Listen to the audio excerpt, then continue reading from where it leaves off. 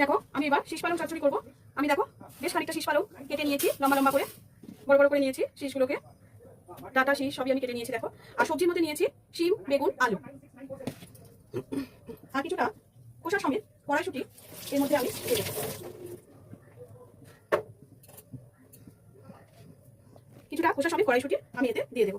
এই সামনে এগুলো একটুখানি ছাপ কেটে দেবো। এই যে মুখগুলোকে একটু কেটে দিতে হবে।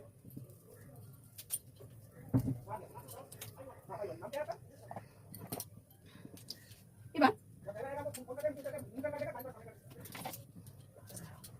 প্রেসার কুকারের মধ্যে খানিকটা তেল দিয়ে দিলাম, তার মধ্যে খানিকটা পাঁচফোড়ন অ্যাড করে দিলাম। পাঁচফোড়নগুলো দেখো এখানে আমি কড়াইশুঁটির মুখগুলো সব ছাড়িয়ে দিয়েছি, বুঝতে পেরেছো, কিন্তু গোটা রয়েছে, ভেতরেই সব রয়েছে। সবজি এবার দিয়ে দেবো।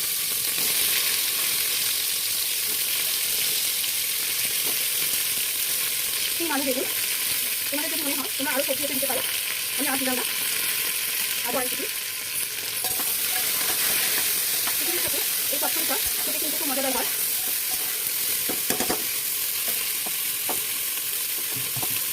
এবার একটা মশলা আমি তৈরি করে নেবো।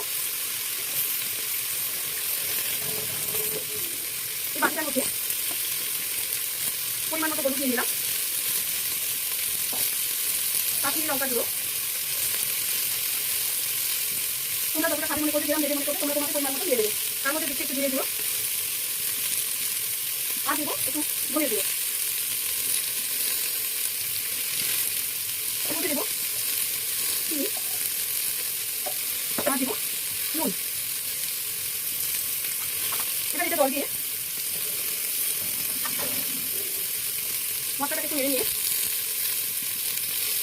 এর সাথে মিশিয়ে দেবো।